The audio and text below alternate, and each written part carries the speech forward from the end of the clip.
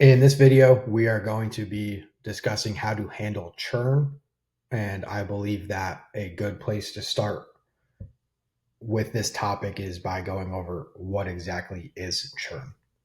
So basically, the easiest way to put churn is how many customers that you have canceling per a certain unit of time. So it's always measured over the course of time. So easy math here would be if you were to sell 100 customers your product over the course of a calendar year on some type of monthly recurring product, i.e., in this example, it would be life insurance. And 30 out of 100 of your customers then cancel their recurring subscription to your product. You're churning out 30% of your customers per year. The reason why I picked 30 in this example is that actually statistically in life insurance, these are very accurate numbers based on data that I've been presented and that we've been presented in this space. It's roughly in year one, you're going to see a 70-30 split of based on the product that you're writing, 30% of your customers are churning out of insurance. There's certain scenarios in which you can position yourself in a different product lineup that you're offering your clients where your churn could be cut in half by about 50% of what you're currently churning if you're around these numbers, where in further trainings we would discuss this. I just wanted to show a little example of one of my back offices with a life insurance carrier that we write. This is a persistency snapshot where you can see that over the course of 4-month, 7-month, and 13-month persistency, I'm at 100% across the board in all of those different categories. Where, from a persistency standpoint, what the insurance carrier is actually measuring is churn. So they're seeing what percentage of clients are actually falling off. Again, this was with one company that I wrote business with, but it's a testament to the fact that what we do is we try to disqualify people early so that they don't churn and charge back later. So all of our disqualification of potential customers is happening pre them giving banking information and being charged for an insurance policy. Churn is a slippery slope.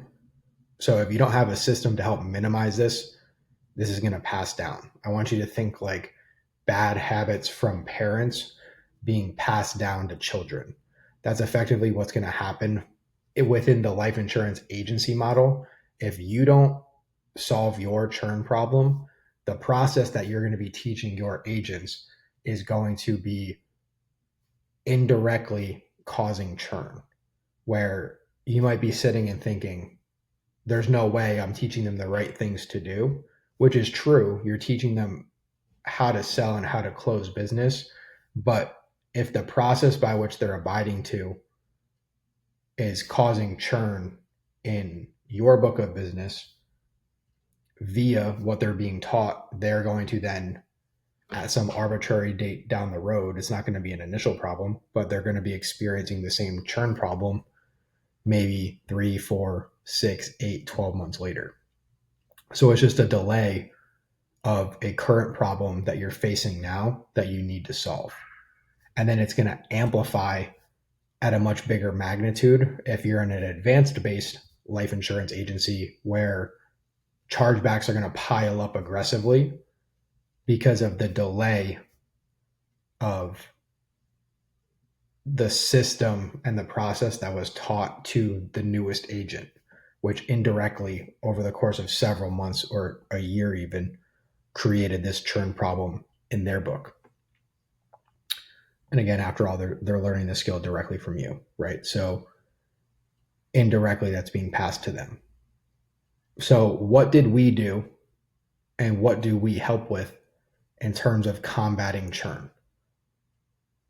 I don't like to think of this as one thing. As you can see the list here, I think of it more as an ecosystem. So we built an ecosystem to combat churn. And what that ecosystem looks like is 5 different major pieces that all are part of the whole. Think of a car. In the car, you have wheels, you have a chassis, you have a motor, you have gas, oil, steering wheel.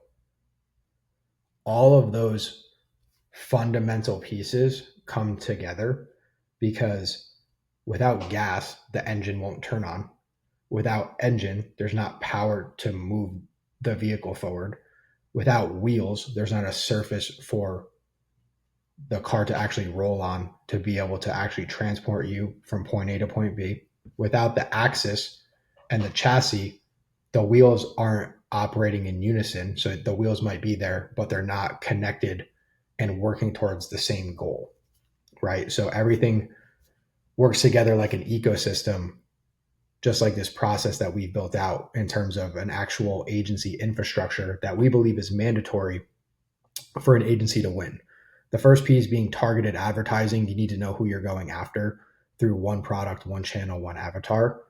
Second would be lead nurture, which is a sequence that is built out to effectively take leads and warm them up to your sales process. And then from there, the lead nurture sequence directly correlates and affects if you're going to book qualified appointments or not based on how well they're nurtured.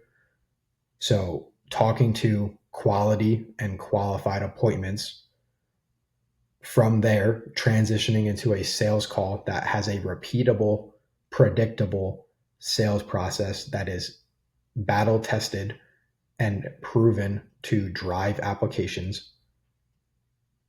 With all of that being tied together, you can think the chassis is on CRM automations to help nurture and qualify the leads as they're coming in. With that being said, that is the process and the infrastructure that we've built to combat churn. If you'd like to learn more about this, reach out to us directly here at adsystems.io on how you can have this ecosystem and this infrastructure inside your agency.